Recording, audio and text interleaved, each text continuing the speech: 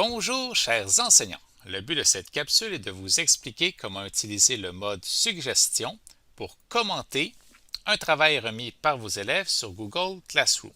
Alors pour ce faire, vous devez vous rendre sur votre onglet Travaux et devoirs, puis dans le devoir concerné, vous cliquez sur Afficher le devoir. Vous verrez à cet endroit les différents travaux de vos élèves.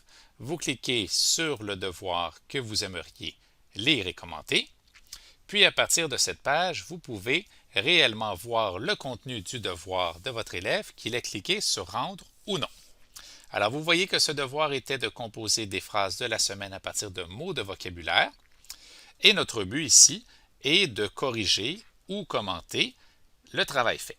Alors voyons la première phrase. Les petits bonhommes bleus ont très chaud dans mon livre. Alors vous voyez en tant qu'enseignant qu'il y a une erreur dans le mot ont. J'aimerais donc vous présenter le mode suggestion. Le mode suggestion se trouve en haut à droite ici et il est probablement activé par défaut. Sinon, vous cliquez sur la flèche et vous choisissez le deuxième mode suggestion. Alors, le but est réellement d'écrire une suggestion à votre élève pour qu'il réfléchisse à la correction que vous lui proposez. Alors, l'enseignant peut simplement cliquer à l'endroit souhaité et ajouter avec son clavier la lettre pour corriger, en suggestion bien sûr, le mot de l'élève. Alors vous voyez, pour ma part, c'est en vert et que mon commentaire s'affiche à droite avec ajouter un T. L'élève pourra accepter la suggestion en cliquant sur le crochet ou la refuser en cliquant sur le X. L'enseignant peut ajouter une piste dans la case répondre en disant par exemple que on est pour un pronom et que ONT est pour le verbe avoir.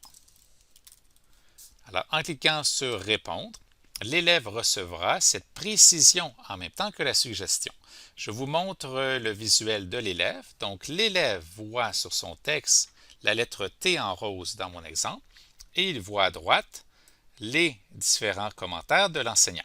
Alors, il a le choix d'accepter ou non d'ajouter un T au mot on et il a la précision de l'enseignant.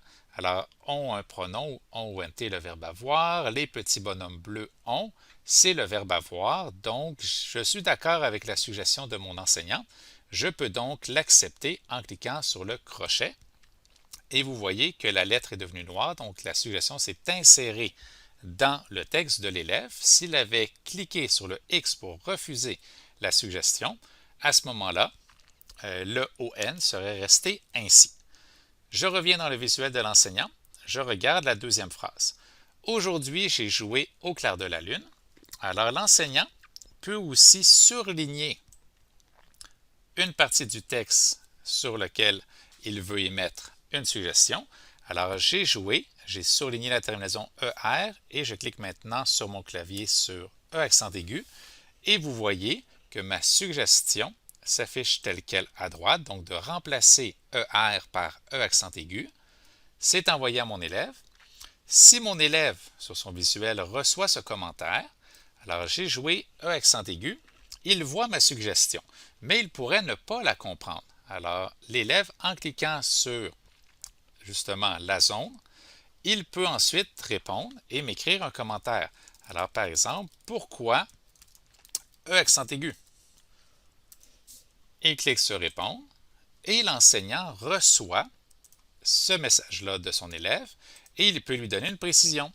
Alors, par exemple, E accent aigu, c'est un participe passé et ER, ça va être un verbe à l'infinitif.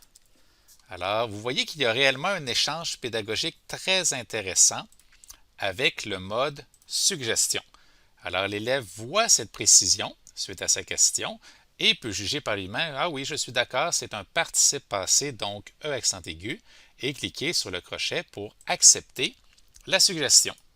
Alors, vous savez maintenant comment utiliser le mode suggestion sur Google Classroom.